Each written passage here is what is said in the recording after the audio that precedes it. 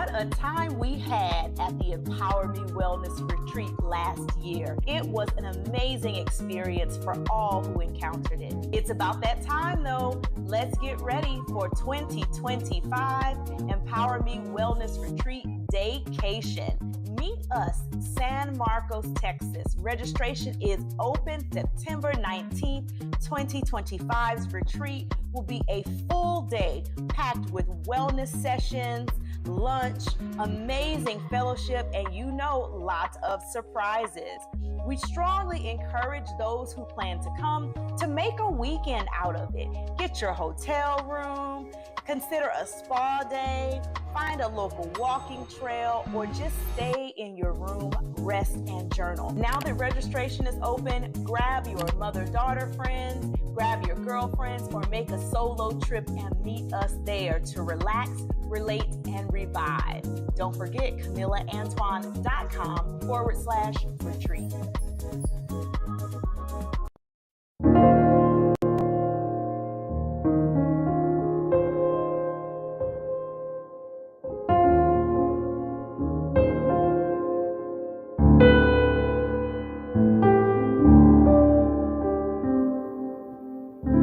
What's up, everybody? This is Minus the Blueprint. We are back with another episode. It's your girl, Shay.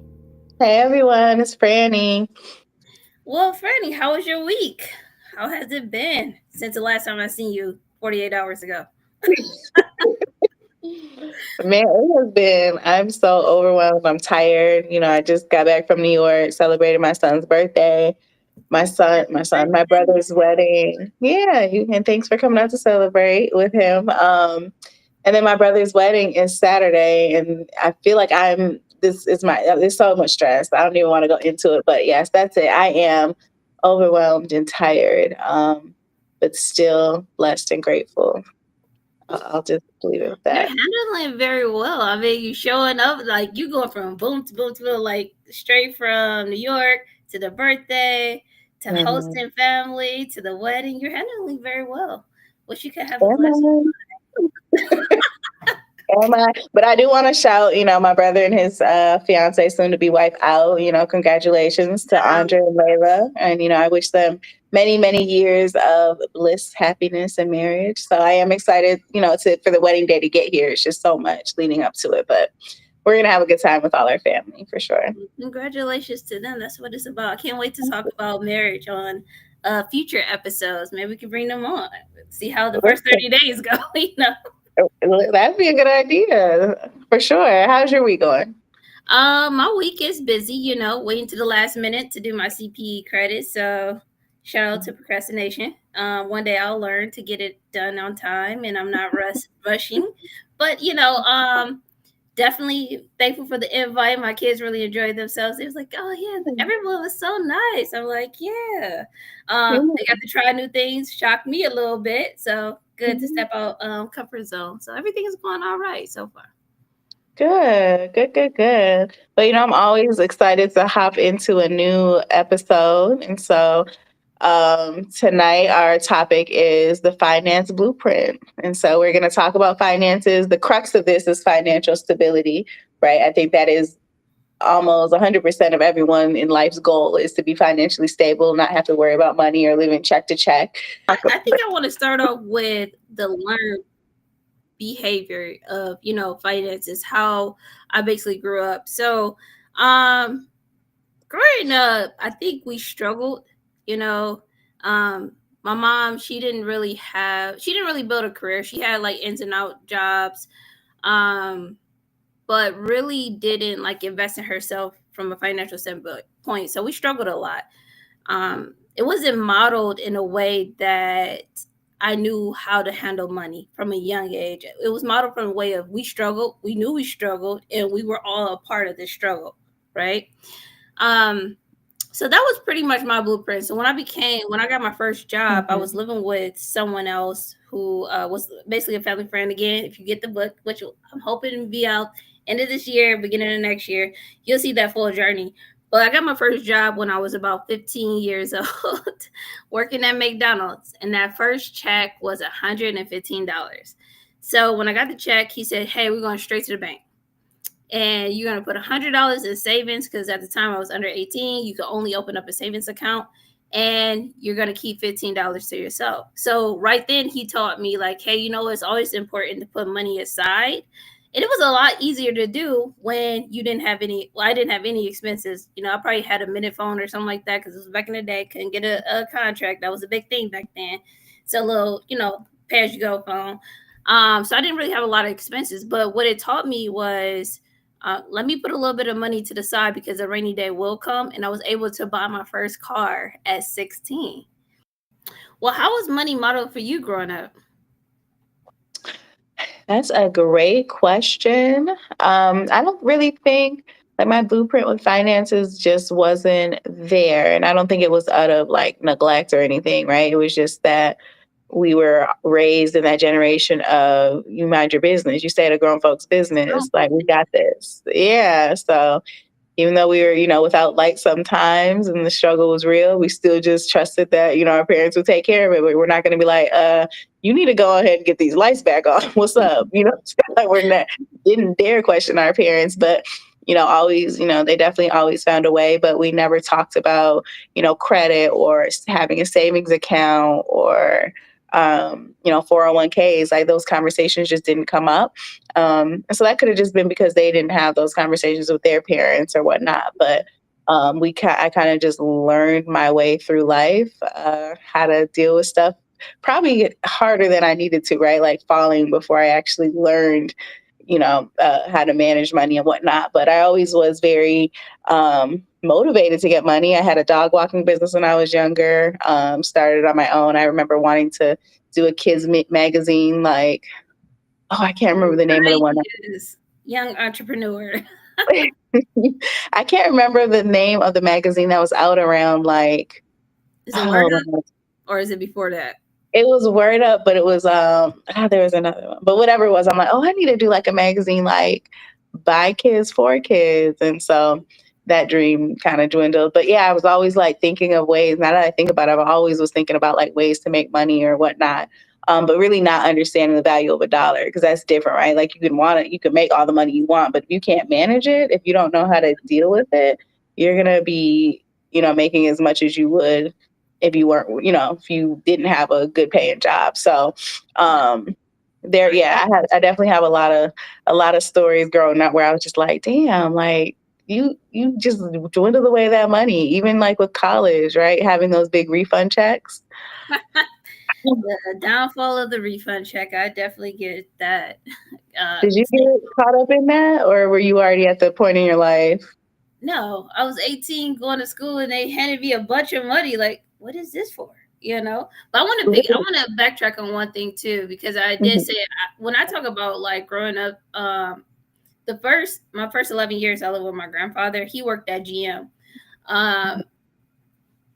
He worked every single day. I mean, everything was paid. We thought he had money because back in the day, you work for GM, you thought that was almost like middle class right there because that's how much they got paid from back in the day. But as far as once I moved with my mother, that's when we seen the struggle. And it was like, it wasn't, hey, that's grown folks' business. Because I'm like, I can't read. The lights is out. What we going to do, Again, catch it in the book. I got a whole chapter on hustle so you can understand a little bit of the money struggles that I had to overcome at a young age. But I was also very savvy as a kid. But like you said, it's easy to make money. It's hard to keep it. That's what I tell my son all the time. You can make money really quickly, but keeping it and managing it is very difficult. And if you can't manage $10, you can't manage 100, and you cannot manage 1,000. You cannot manage 10, and you definitely can't manage 1,000,000. So managing money is so important. But to get back to the refund check downfall, if you want to call it that, I know I spoke on like, okay, you know what? When I got to Howard, I didn't have the money, but I didn't understand money either. I didn't understand how financial aid worked. I just know that they told me take out this money. I took it out, and then at the end of the semester, they gave me a bunch back. And I was like, I want to live. Yeah, that's where I was. I'm like, wait, I get to choose? Like, what do you mean? And like, of course, books were like $1 million, right? So I always had to account for the books that were however much to man, college textbooks were expensive. I'm pretty sure they still are. Mhm. And then just knowing that, I was like, wait, and then I get 5,000, 6,000 back. Again, not in my head, knowing like, girl, you got to pay this back. This isn't your money. Like, and we weren't Mhm. taught that, right? And so that's one thing I think with the government, like they need to give financial literacy classes when they're giving young people this kind of money, right? It's so easy to get that money. So they Yeah. need to teach kids how to like properly manage it. Because if I had known, I don't even know if I still would have been like, nah, keep your money. Because it's like just the thought, if you've never had that kind of money at once, you're just like, I got to buy A, B, and C, and D, you know? Mhm. So, All the expenses that come with college. I think that you said a good thing. Maybe it should be part of like the FAFSA application, like some type of financial literacy class. That would be dope because they're yeah, still going to give the kids money. What are you going to do with it? Save it, yeah, apply it to next semester. But there's yeah, that it should one be a person. requirement. It should be a requirement if they're going to, take that refund money. And then on top of the refund money, my stepdad, he was in the Vietnam War and he was exposed to Agent Orange. A lot of Vietnam veterans were, and so a lot of them contracted like leukemia or other like life-threatening diseases from it. And so they considered him 100% disabled. So all his kids and his stepchildren were able to attend school, but they would get like a check for going to school. So I remember it started off with like maybe 2,000, and then eventually, by the time I graduated, it creeped up to maybe like the high 3,000s.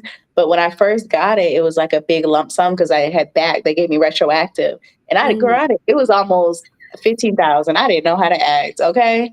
And I was like, just out here with my refund check and working. You What? know me, you know? And then every month I would get it. So imagine like 4 years of getting that money, refund check money, and working.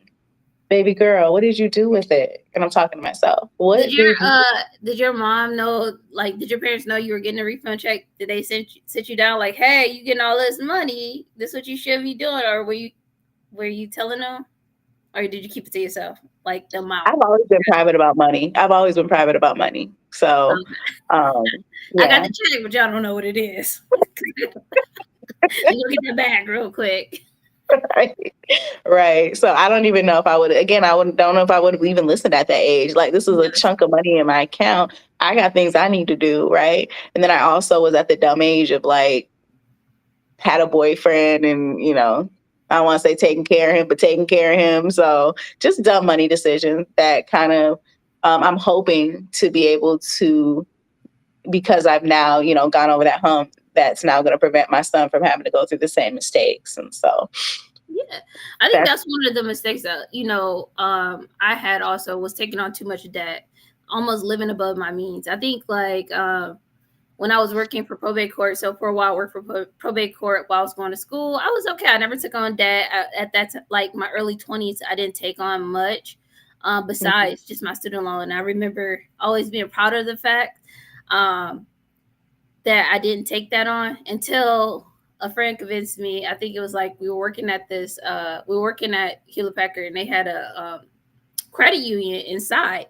And so she was like, yeah, let's just see what happens. And I'm like, okay. And so the lady ran my credit, and she was like, ooh, do you know how high your credit score is? I was like, girl, no, I pay the bills though. Well, I wasn't paying attention. And she was like, yeah, you can get everything. You can get this credit card, and you can get a car loan. And I'm just calculating all this. And I'm like, oh, okay, I'll take it on. Let me take it on. So I got the credit card, and I got the car loan, got a new car.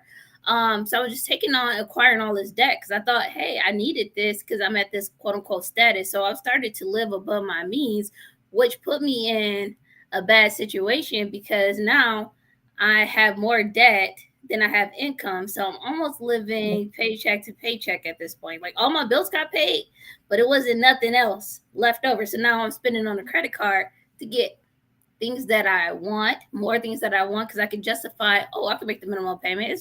Or I can make a little bit more because the minimum payment could have been $50. But I feel like if I pay 60, that's what they say. Just don't pay the minimum. Yeah, I pay yeah, a little over yeah. the minimum, so I'm good, right? So I was putting myself in this trap, and then at the time I would get income tax refund, and I'll pay the credit card off, and I'll do it all over again the next. And so instead of understanding like really how that debt worked, taking it on and being able to know that, hey, the amount that I have is important, that I can pay within 30 days and not have this recirculating debt over and over and over again. Did you fall down, besides refund checks and student loans, which is a whole nother thing, did you fall down that debt trap hole of taking on too much? Yeah, I don't even think I understood like APRs and like interest rates, et cetera, until I was like late 20s, which is sad. I didn't educate myself. People around me didn't, I don't want to say offer that information, but like we just weren't knowledgeable, right? And so, oh man, I remember I paid off a debt, and because the monthly amount was so low, I didn't even pay attention. I was like, it comes out of my account, it's getting taken care of. It's on time, my credit's good. But I almost paid triple of what the original debt was by the time I was done paying it. And it was just such like a kick in the gut to where I was like, okay, you got to start really paying attention to what people, because they're going to offer you the shiny penny, right? They're going to be like, it's right here, but they're not going to, you got to read the stipulations. Yeah. And Don't you you're going to know pay that.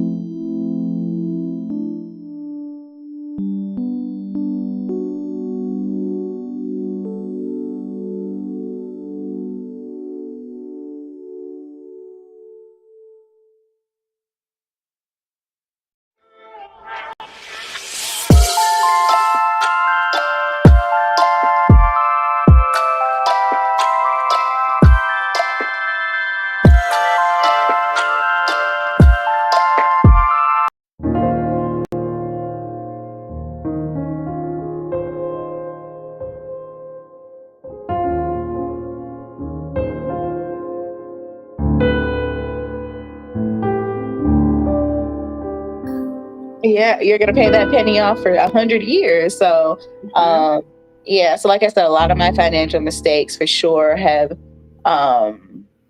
strengthened my awareness, heightened my awareness for putting my name on the dotted line. And even saying that, I've co-signed for cars. Like, yeah, sure. Let me put my name on. Now that's one thing I never did. No offense. Oh no, this is a judgment-free zone, baby. It is. It is. That's because I had nobody I can trust. What? And I didn't. It was so it was trust, but it also was like, well, it's their dead. I'm just helping them out, right? So again, I didn't Not understand understanding how that follows you too. You're liable for what that too. and liable I was. So it was Yeah. not. Yeah, a lot of bad money mistakes. But I definitely want our viewers to learn like something from us, right? Just in case they don't have that blueprint. And so like some tidbits that they can take back to and apply to their own lives and things like that. Yeah. So once I realized I was in this, I guess, lose-lose situation, that's what it felt like. I believe in three staples in my life of being centered. That's physically, spiritually, and financially.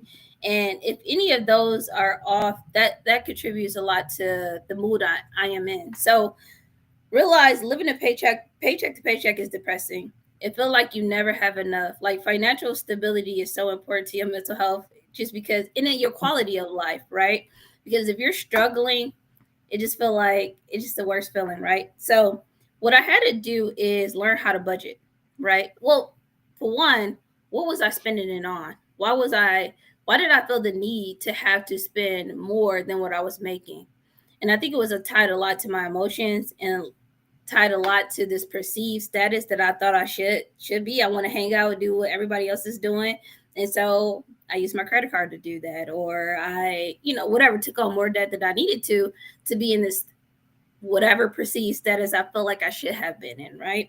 And so it's really understanding what was the driving factor of that, because a lot of our finances is tied to emotional spending, trauma spending, and things like that. So I had to get real with myself on that and get to the bottom of that. The second thing I did was a budget. I had to put a name to all my spending, and really when you actually look at that and you go back to say, okay, the last 3 months I spent X on fast food, I spent X on subscriptions, I spent X on going out and doing all this stuff, and I didn't have no budget. Is what if I felt like I wanted it, I did it, right?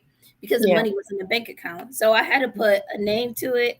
I had to tell my money where it's going to go.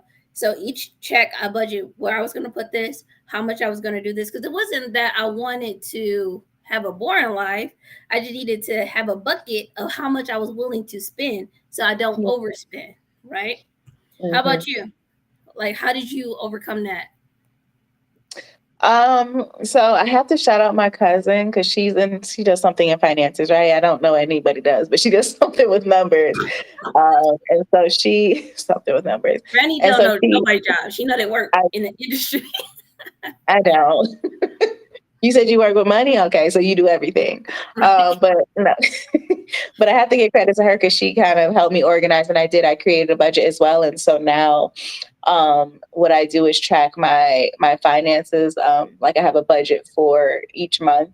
It's pretty standard for each month. And then I categorize like all my bills and things like that. So I actually, and you're right, it is a whole different ballgame when you see like visually like everything in one like setting, because you can spend your money and you're looking at your account and you're seeing, okay, this is debited, this was debited. But when you're seeing like on a month basis and you're like, now Some did of you really just spend $6,000 on take like mm-hmm. it's ridiculous. So that really for me too, when I started getting more, and that's always been my New Year's goal, like, okay, I'm gonna get my stuff on track and I'm gonna, build my savings and stuff like that. So when I really did sit down and do it, I was shocked at how much meaningless money I spent. So that's definitely been helpful for me is creating a budget. I also use the snowball method by Dave Ramsey, which I know is a really popular method. I'm sure a lot of people have heard about it, but that's basically paying off a small debt and then being able to, be proud of, okay, I paid off this $500. Now I can go on to the next. And it kind of is giving you like an intrinsic reward because you're like, oh, well, like I can really do this. And you're starting small. I'm Yeah. getting Yeah. mm-hmm. Yeah. So that was a method that I used to pay off debt. And it's discipline. Just like you got to have it in every area of your life. It's discipline. And it's like what you owe yourself, what you owe to yourself so that you can have freedom in a sense. So yeah. So budgeting spreadsheets, that's what I've been doing to get towards my financial goals. And I want to say the thing about budgeting, I think some people get like, oh man, it's so hard. I don't want to do it. It's not a one size fits all. It's not that, hey, this is how I did it, so this is how you should do it. But for me, a lot of things I had to say no to because I got accustomed to that. I got accustomed to going to Tim Hortons, getting my coffee every morning, or Dunkin', getting a coffee every morning. Mm-hmm. Yeah, coffee place. I know Tim Hortons, right? Going there every single morning. I had to set a budget for that because I didn't realize, you'll say, okay, $2 a day, or Dunkin' might be $6 if I get a macchiato or whatever. That adds up. Or eating out for lunch every single day, like that started to add up. So I had to really say, okay, if I want to do it, not saying I'm depriving myself from it 100%, but it's like I'm only gonna spend X amount on all type of like coffee and lunch. And once I go over that, then I have to, bring my lunch, or I had to make my coffee, or I had to drink coffee at work, whatever the case may be. So really just being strict and sometimes telling myself no, even if I want it. It's like, okay, you don't have it. You don't have to have it. So being okay with telling yourself no in the midst of wanting something, that's where you break that habit. Because I think it becomes a habit with your finances. Like, okay, whatever. If it's in there, I'm going to spend it. So you got to have to be, like you said, disciplined enough to say, no, I'm not going to do it. I'm going to stick to the budget and see how that pays off.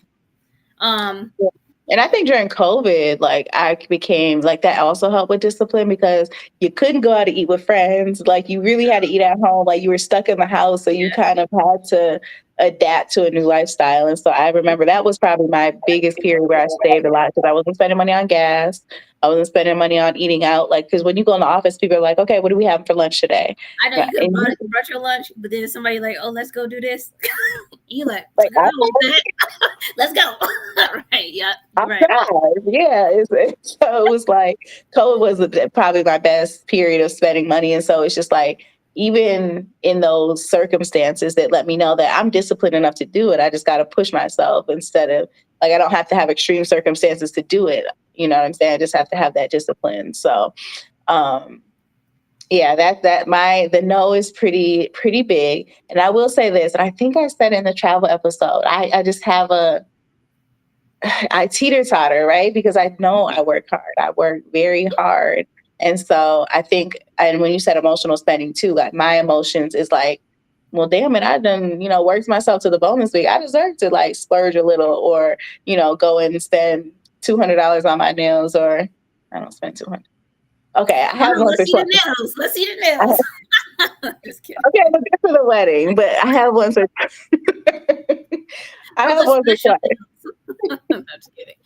Go But ahead. like you want to splurge because I get so overwhelmed sometimes, and I'm like, forget it. I deserve whatever A, B, and C. And so I Mhm. think me telling myself no is something that I have to learn to do, and also telling other people no. Like if they're like, "Hey, girls, buy these concert tickets. Let's go." Message.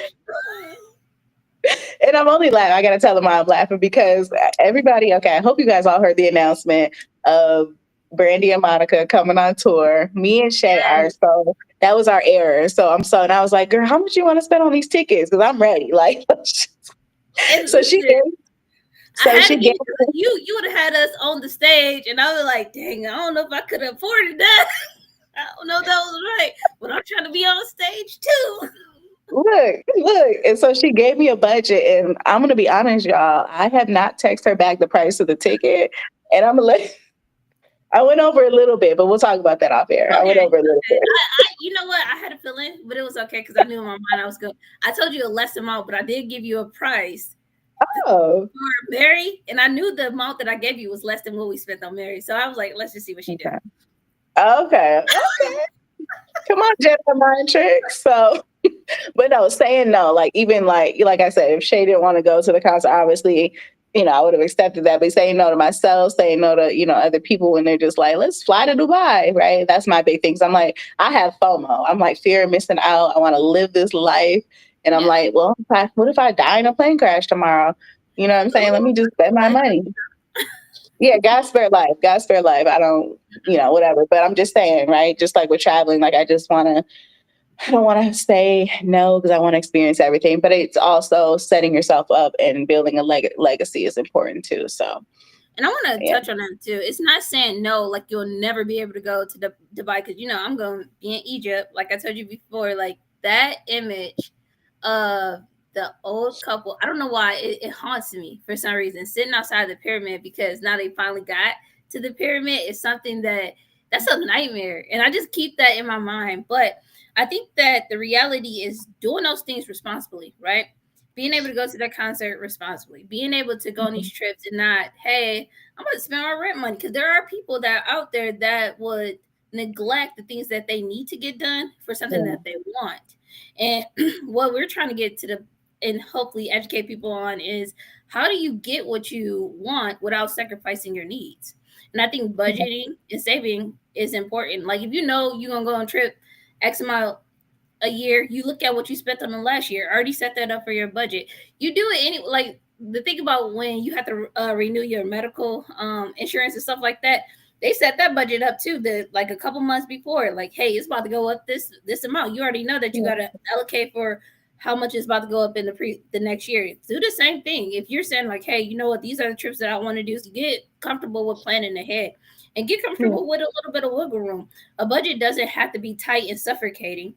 You do have to be disciplined to reach your goals and prioritize saving. That's another thing. That's the most important thing, honestly. If you have a hard time, I have people that in my family that comes to me and say, hey, can you put this money up for me? Because I can't if I see it, I'm gonna spend it. They have no self-control. And I always say, like, come on, you gotta, in order for that muscle to grow, you're gonna have to do it. Now, sometimes I do it and they right back in my door to later on, like, all right, I need 10 of it now. I need 15 of it now. And that drives me crazy. So I usually try to say no. But if you are that person, you need to work on small things like save $5 and see if you can leave it for 2 weeks. Then up it to $10, see if you can leave it 2 weeks. Or get a savings account that you don't have access to, like Li, something that's an online banking, it direct debited out your account into that account. You don't see it. It's just tunnel vision if that helps you save. Whatever you need to do, but don't create something so tight that you restrict yourself, because the moment that you start spending, you'll go crazy with it. Yeah, and Ally's a HYSA. Do you want to talk about that? Oh, high yield savings account. Yes. Yeah. Definitely go for the high yield savings account. We want to do another episode too on investing where we get a little bit more in detail on more investments that you can put your money to make more. But I always do believe in having multiple checking and savings accounts. You need to have an operating account.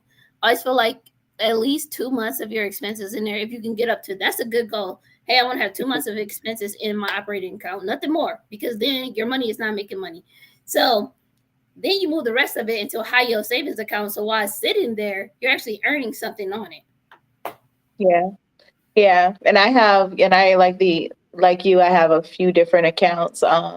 Because it's hard, right? Like, especially when you're first starting out on this financial journey, be like, well, I got $100 in that account and I need this again, or want this, excuse me, let me say want this, because needs are very much different than need wants. So it's hard seeing that money sitting there. So definitely I agree with an account where you can't see it, or getting it automatically debited from your income going into an account that, and you never see it, and that therefore you're not tempted. So that's definitely some good advice. The high yield savings account.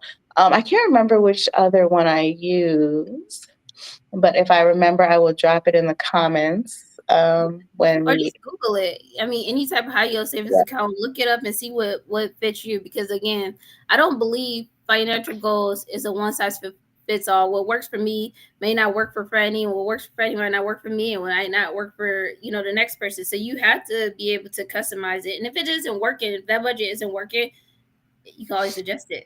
You got to adjust it to your lifestyle. What would you say is a good percentage for a high yield savings account for people that may not know? Right now, I would say anything. I believe it's like 5. See, we can say it right now. Next week it change, but right now I think it's over 5%. So I say anything over 5% is really good, and that's 5 basis points, or however if you're finance, 5% is pretty good. Okay, you said 5 what? The basis points on it. We'll get into that when we start talking about investment, how basis points and different type of investments work. Because you have, if you get to the point where you have X amount into savings, you might want to move it into something a little bit more riskier, where you can earn a little bit more money on it, or you might want to throw into more long-term things like bonds and stuff like that. So it really depends on your financial goals and what you're trying to achieve. But a high yield savings account is a good step one. Yeah. So we got budgeting, putting value or face to your money, telling your money where it's going. And then we have the HYSA, the high yield savings account. So those are some 3 tips that we have for you all so far. And again, the goal of this episode specifically is getting to financial stability. And so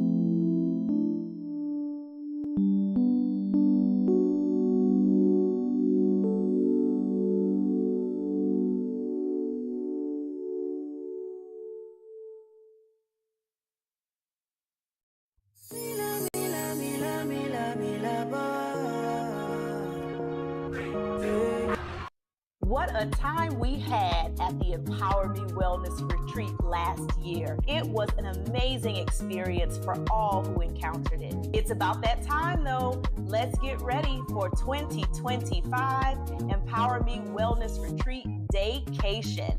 Meet us, San Marcos, Texas. Registration is open September 19th. 2025's retreat will be a full day packed with wellness sessions, lunch, amazing fellowship, and lots of surprises. We strongly encourage those who plan to come to make a weekend out of it. Get your hotel room, consider a spa day, find a local walking trail, or just stay in your room, rest, and journal. Now that registration is open, grab your mother-daughter friends, grab your girlfriends, or make a solo trip and meet us there to relax, relate, and revive. Don't forget CamillaAntoine.com/retreat.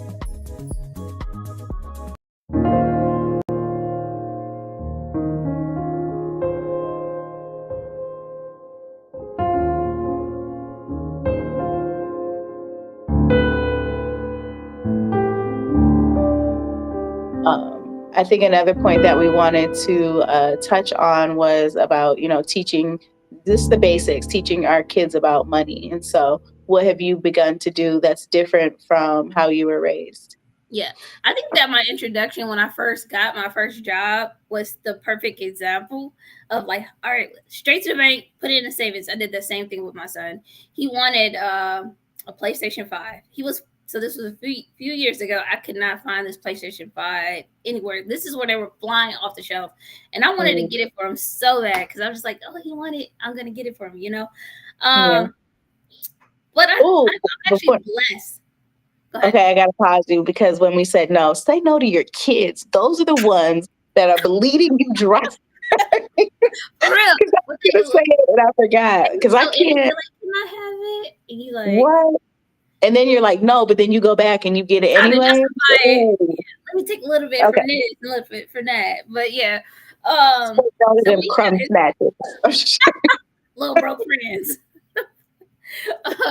Well, he got his first job. So when we couldn't find a place, I was like, well, if you get a job and you know, save up half, I'll match half, you know. So Mhm. he got the job and he was so happy. He had all the money to buy it for himself. So he did it. So he saved every single check until he was able to buy it. And that then he wanted an Oculus Quest. He did the same thing. So once he got the two things that he wanted, that was it. It was like, okay, well, PlayStation taking the money now because he got the PlayStation. So he got to get the skins, he got to get this, and he got to get that. And I'm like, Oh, sir, you need to yeah. work for PlayStation at this point. They're taking all your money. And I told him too, if you're living paycheck to paycheck, it's almost like you're gonna be a slave to that place. You're not gonna have any financial freedom. And if you don't learn these lessons now, it's gonna be harder when you're an adult.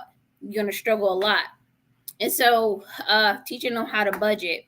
And one of the ways I taught him how to budget, and also still teaching him is they see my budget. They see the finances that come in. They see the expenses. What should we put to the side? Things like that. Um, so I taught Okay. my daughter also how to. My daughter is 10, so my son is 17 now. So he's still learning the part of needs versus wants. My daughter, she is more. I'm gonna hold on to this dollar. I ain't gonna let it go. She's that type of kid. But Mm-hmm. I'm also teaching her how to go to the store by herself and shop and things like that. So I am so proud of her. I gave her $7. I was like, we need some toilet paper. Go ahead and figure it out, right? So she went to Dollar General. She was so excited. She came back with a lot of money. I'm like, wait, did you get one ply? Like, what's this toilet paper? So she actually looked and she was like, yeah, I was looking for what was on sale. This was $2.65 because it was on sale today. And I got it. And I'm like, okay, I'm really happy. And she was really proud that she came back with almost $5 or $4. And I'm like, okay, she's going to be all right. So she kind of understands it a little bit, but she's only 10 again. So she hasn't got into that age where she's wanting to spend a lot. But my teenager, I work really hard on with him because he's almost grown. He's, you know, want to go to college and things like that. So I want him to really understand the value of a dollar. And we say the same thing. It's easy to earn a dollar, but it's hard to keep it. And so that Yeah. he keeps saying it like, hey, it's easy to earn, hard to keep. And when he goes over his budget, then he's like, well, mom, can I have? And I'm like, well, you have a job. But sometimes I do give Mhm. it to him. So yeah. What about you? I'm listen, when I was growing up, I was like your daughter. Like I was so proud to bring back change from a field trip or from the store. Like, look, I saved this money. And I was tight. Like I was like, it's mine. So I was like her, but for Eli, for my son, now that we're having this conversation, I realize that I am still because I know I just said I'm private with money. Like I'm private with money about him. Like you're saying, like you let your kids see your budget. I'd be like, that's not your business. So now I'm realizing that I've picked up some traits from my parents, right? And it's not to say that I'm not, I haven't taught him about money, but like he definitely hasn't seen my finances or understands how much his mother really, puts out on things. So that's How much is actually mortgage cost? pardon. I'd be like, how much you want to see how much his mortgage is? Like, and especially when they leave the lights on, like that's they're on summer vacation. So look at the light Yes. bill. Cause y'all driving it up. Listen, so now I'm like reflecting. So this is a good conversation because it's opening my eyes. Like maybe he needs to see that. Like I don't, need to be so private with him. If at anybody, like he needs to see like how much is coming in and how much is going out. But we all also will always we have a credit union as one of our accounts, and so I've always had him signed up for like it's a kids club, so they send out a money magazine once a month, like a little newsletter, and it has like little financial tips. So I remember we were doing that for quite a few years, and I think then I know what letting you're talking him. about. I think Pardon? I know what you're talking about with the credit union. I have seen those too. Yeah, yeah. So that was good because it gave me, conversation starters with him. So, excuse me. So I we've want to done say that. one thing too, though. It just popped in my mind. I do want to apologize, though. If indeed you're in a space to show your kids, like if you're struggling from paycheck to paycheck, I wouldn't say, "Hey, let's show them that," just because sometimes kids take that on as a personal thing, and they try to feel like, "Hey, I got to do certain things Yeah. because we're not making it." Like that's not the burden to lay on a kid. I feel as if you're in a position to, show them how to budget, maybe not show them everything, but show them certain things. I was just thinking like you don't want to put that message out there and then like kids are burdened by the struggles of the household as well. Yeah. No, yeah, that's a good point to make for sure. Yeah, we're just talking in general, like if you're able to show, exemplify to your children like income versus expenditures in a healthy manner. Mm-hmm. But yeah, so I got some work to do on my teenager too, for sure. Because he's also cheap, right? Like he's got money in his account, but he wants to swipe mama's card, That's and I'm my like, daughter. sure, like so yeah. He's I think he'll be pretty good with money as far as like he's not big into like brand name clothes or shoes and stuff like that. He's a humble kid. So he's Yeah. never been like, I need this, this, and this. Even when I try to offer him money for, getting A's in school, it's like, I don't need that, mama. Yeah, you don't need it because I no, I'm just like so, but no, he's a Yeah. humble kid. So, but getting and my brother was really good with him, which we're not going to talk about in this, go into it in this episode. But my brother was really good with him and talking to him about like investing, and they went to classes and stuff. So, Oh, again, that's having that, yeah, getting your kid, and there's so much like internet has online classes. There's probably classes in your community to get your kids involved in, just doing research, but it is something vital. And I know a lot of people say that it should be a part of kids' curriculum, which I wholeheartedly agree, but it's not. So we have to supplement, right? And that's something that is hard. Mm-hmm. Take them to Yeah. the bank with you. Show them the real practical things that we just had to learn as we grew up. I think it's really important. Like I was just gonna say the same thing. Most people say, "Oh, school should teach us." Well, you got to bring it out in the house and teach it to them too, because it's so important to make sure that they are set up for life when it comes to finances.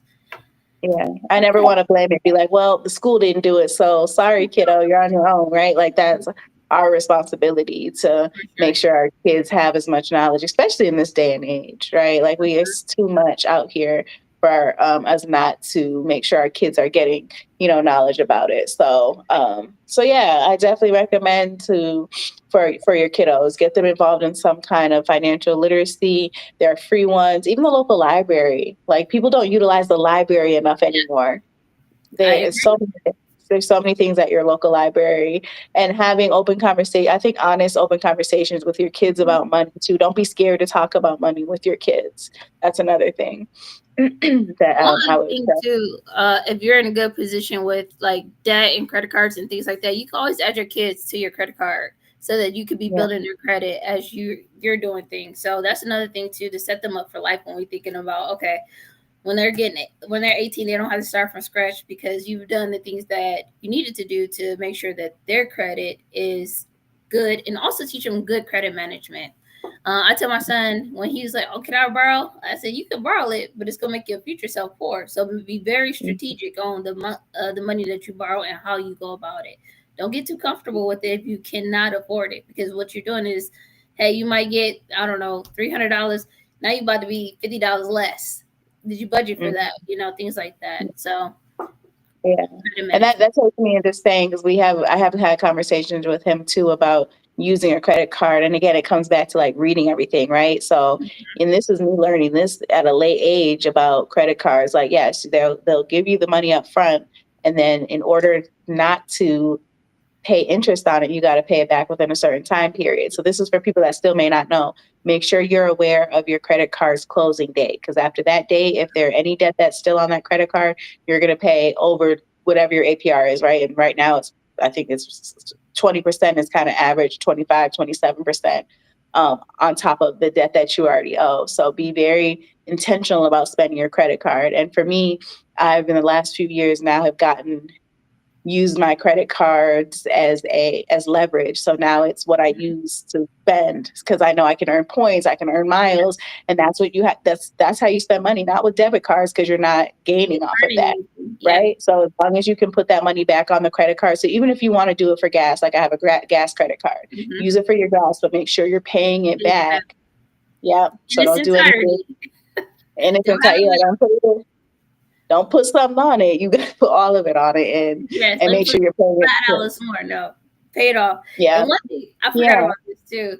I was using my credit card for the same thing, just to earn the rewards. And like I like to go out to eat, so what I do is I take all of our rewards and I buy a whole bunch of gift cards to different restaurants that I like, and I will use those gift cards to go out to eat. So it kind of helps with that too. Or you can use it for travel.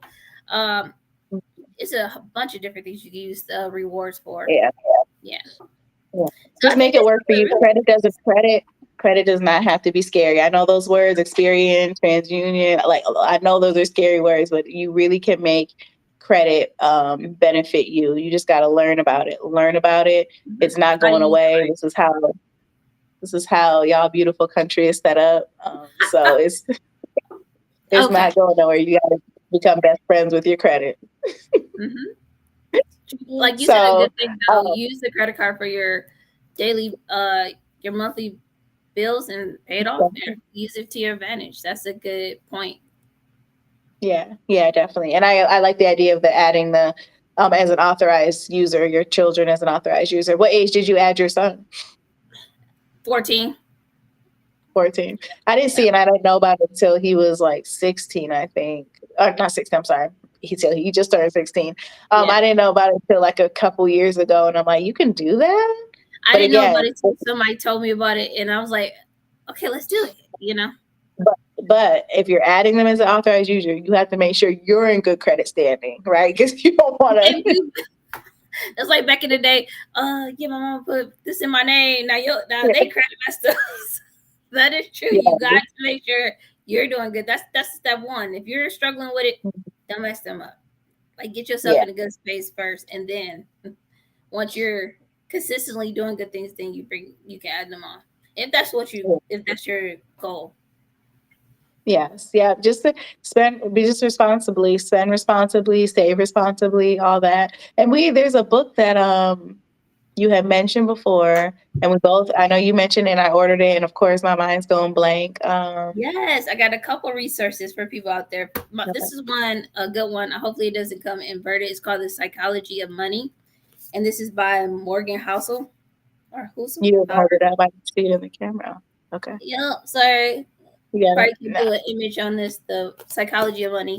And then this became a popular book because the person had a whole Netflix show. So this is I Will Teach You How to Be Rich. Yeah. Teach you. I just got into it. Highly recommend it. Yes. So these are two books. And another one probably is Atomic Habits. I think that if you're just having a hard time being disciplined, that's probably a good book to have as well. So yeah.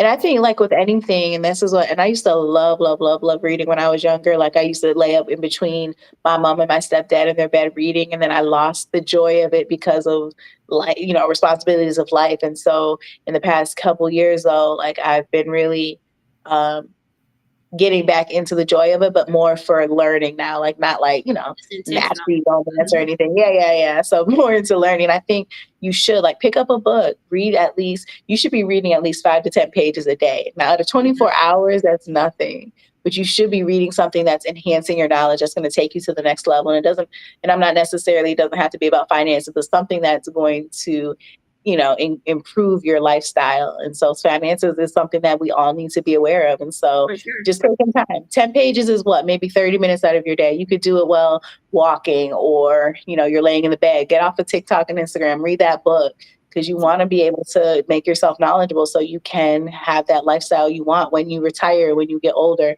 You got to set up the stepping stones. Like it's wealth and financial stability isn't just going to come to you out of the blue. So it's not.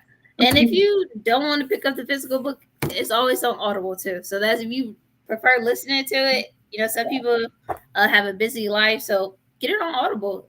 Knowledge is power, right?